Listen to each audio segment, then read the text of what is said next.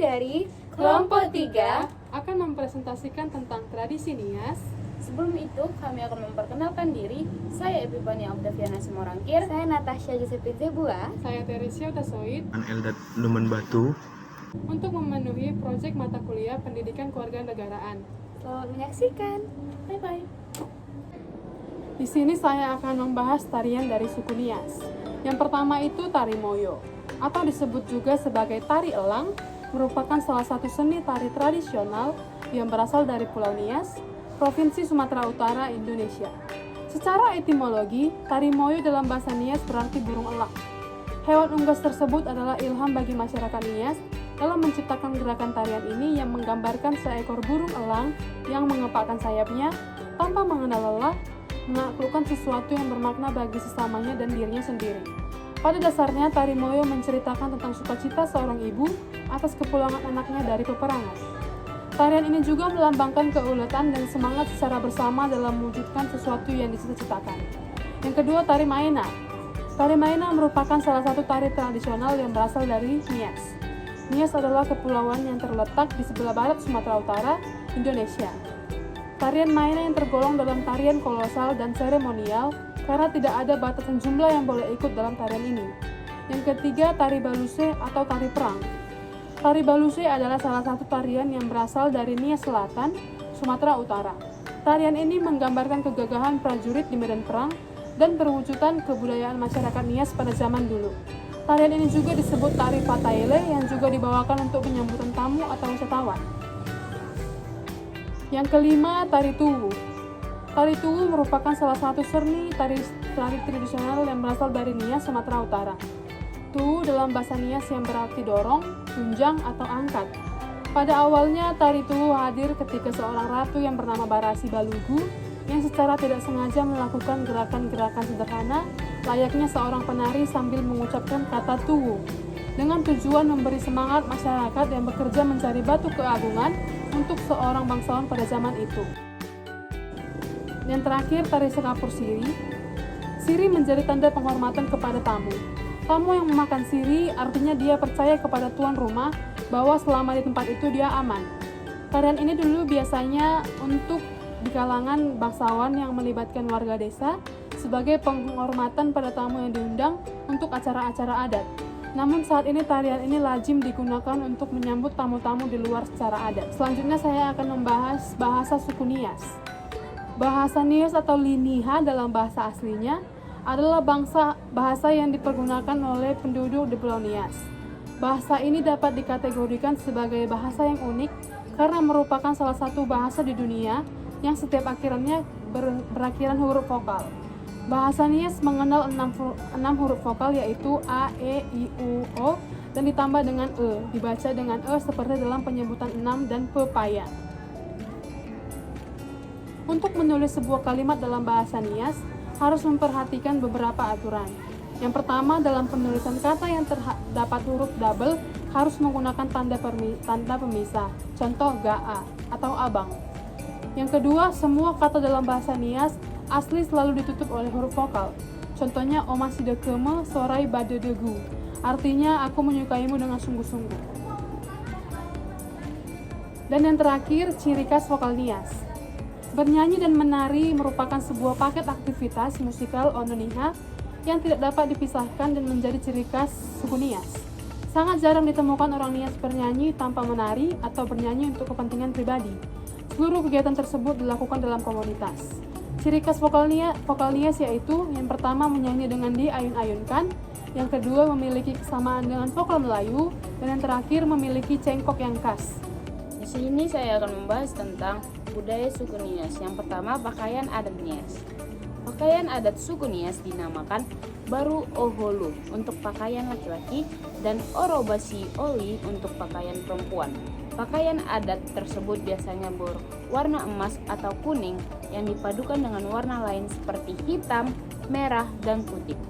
Adapun filosofis dari warna itu sendiri antara lain, yang pertama, warna kuning yang dipadukan dengan corak persegi 4 atau niobacola dan pola bunga kapas atau niobogavasi.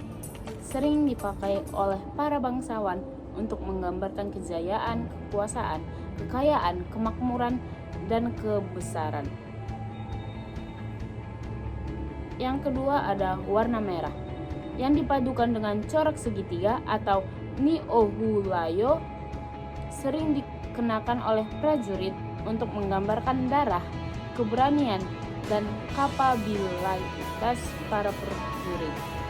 Yang ketiga ada warna hitam, yang sering dikenakan oleh rakyat tani, menggambarkan situasi kesedihan, ketabahan, dan kewaspadaan.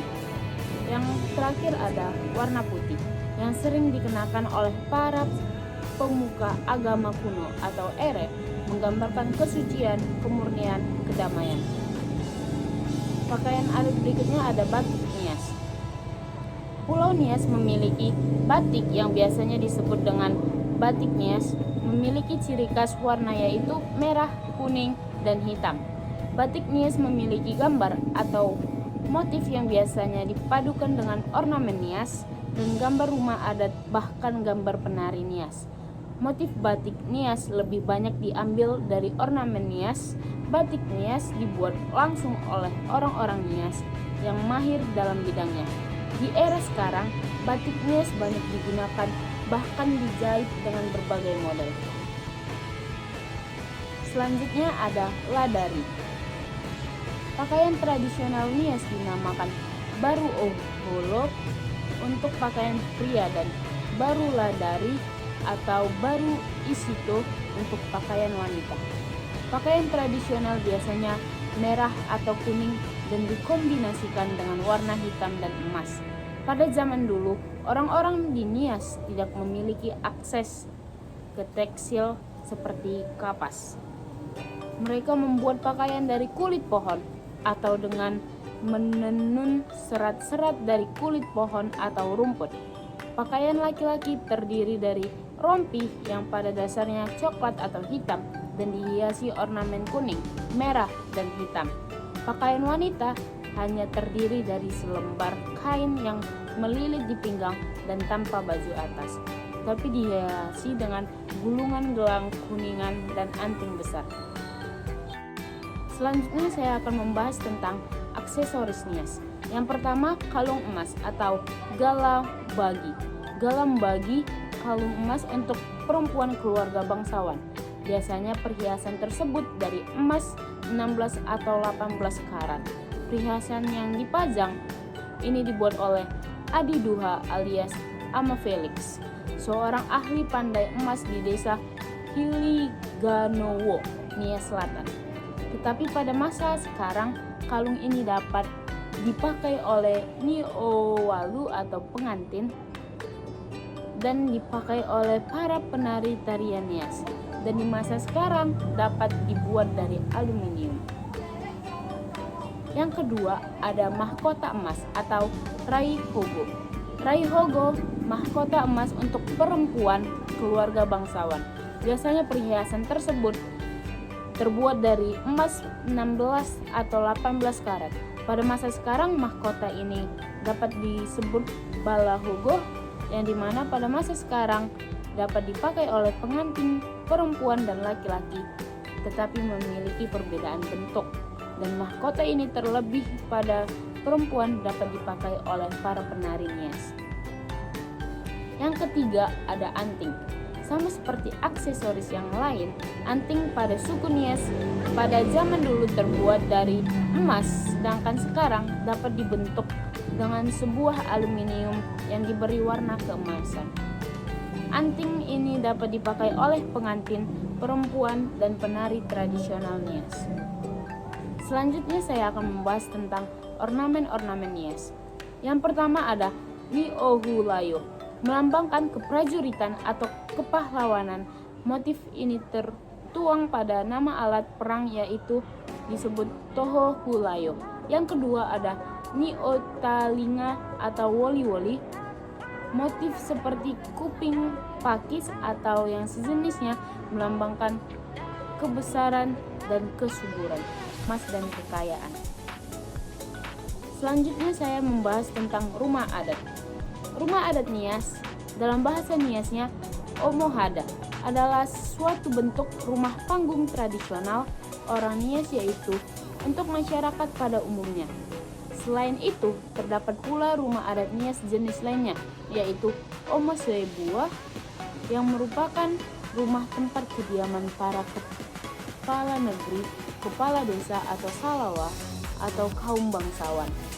Rumah panggung ini dibangun di atas tiang kayu atau nibu yang tinggi dan besar yang beralaskan rumbia.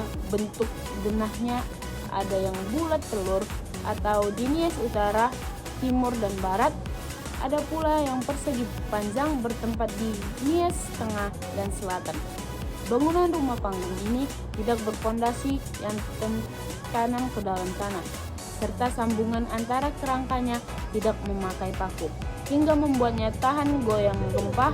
Ruangan dalam rumah adat ini terbagi menjadi dua, pada bagian depan untuk menerima tamu menginap, serta bagian belakang untuk keluarga pemilik rumah. Di sini saya akan membahas makanan khas Nias. Pertama, gowini handre atau gowini tutu atau ubi tumbuk. Kedua, harinake atau daging babi cincang dengan cacahan yang tipis dan kecil-kecil. Ketiga, godo-godo. Godo-godo merupakan makanan yang terbuat dari ubi singkong yang diparut, dibentuk bulat-bulat, kemudian direbus. Setelah matang ditaburi dengan kelapa yang sudah diparut. Keempat, kefe-kefe, yaitu daging ikan yang dihancurkan, diawaskan durinya lalu disajikan dengan santan kelapa atau digoreng. Kelima, niowuru atau daging babi yang sengaja diasinkan agar bisa bertahan lama.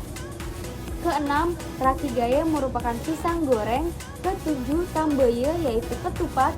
Kedelapan, gai libege yaitu pisang bakar. Selanjutnya saya akan membahas minuman khas Nias. Yang pertama, tuo nipare atau tuak. Minuman ini berasal dari air sadapan pohon nira atau dalam bahasa Nias telanake, dan dari pohon kelapa, dan dalam bahasa Nias telanoki, yang telah diolah dengan cara penyulingan. Umumnya, tuo nipare mempunyai beberapa tingkatan, bisa sampai 3 tingkatan kadar alkohol, di mana tuo nipare nomor 1 bisa mencapai kadar alkohol 43%. Kedua, tuo banua atau sataha. Minuman tua mentah yang berasal dari air sadapan pohon kelapa atau pohon nira yang telah diberi laru berupa akar-akar tumbuhan tertentu untuk memberikan kadar alkohol. Alat musik tradisional Nias.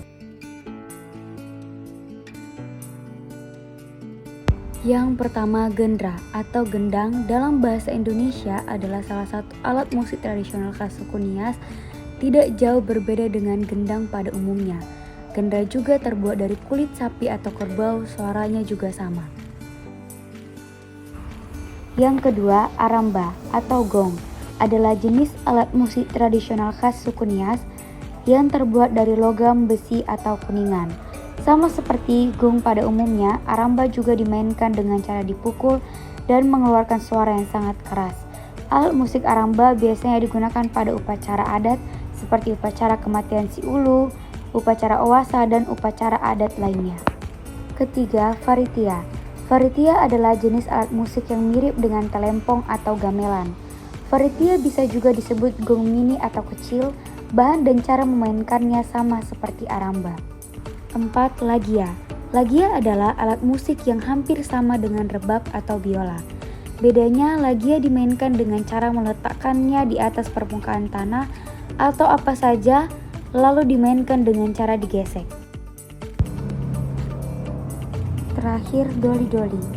Doli-doli adalah alat musik tradisional yang mirip dengan alat musik kolintang yang berasal dari Sulawesi. Hanya saja ukuran doli-doli lebih kecil daripada ukuran kolintang. Setelah kita membahas dari pakaian, tarian, ornamen, bahkan makanan, minuman khas Nias, maka kita harus mengetahui sejarah dari suku Nias. Akan mempresentasikan sejarah Pulau Nias. Suku Nias adalah kelompok etnik yang berasal dari Pulau Nias. Mereka menamakan diri mereka Ono Nia. Ono berarti anak atau keturunan, Nia berarti manusia. Dan Pulau Nias sebagai Tanonia. Tano berarti tanah. Hukum adat tradisional Nias secara umum disebut Fonrako. Masyarakat Nias kuno hidup dalam budaya megalitik. Dibuktikan oleh peninggalan sejarah berupa ukiran pada batu-batu besar yang masih ditemukan di wilayah pedalaman pulau ini sampai sekarang. Dalam suatu penelitian arkeologi, disebutkan bahwa Pulau Nias sudah dihuni sejak 12.000 tahun yang lalu oleh imigran dari Asia. Namun demikian, penelitian lain menyebutkan kelompok etnis Nias atau yang menamakan diri Ononia atau anak manusia sudah menetap di wilayah tersebut 700 tahun lalu. Catatan tentang Nias dapat ditemukan dari tulisan tahun 150 Masehi saat menyebutkan pulau-pulau baru dengan Nias sebagai pulau terbesar. Memasuki abad ke-7 Masehi, pulau di barat Sumatera termasuk Nias sudah dikenal oleh pedagang asing baik dari Tiongkok maupun Arab. Adapun penulisan spesifik tentang Nias berasal dari seorang pedagang Persia bernama Sulaiman yang berkunjung ke Nias pada tahun 851. Dalam perjalanannya, Nias banyak berinteraksi dengan peradaban luas seperti dari Tiongkok hingga Aceh. Diketahui pada abad ke-15, Kesultanan Aceh menguasai wilayah Nias sehingga terjadi akulturasi budaya di sana. Keberadaan Nias juga diperhitungkan oleh VOC.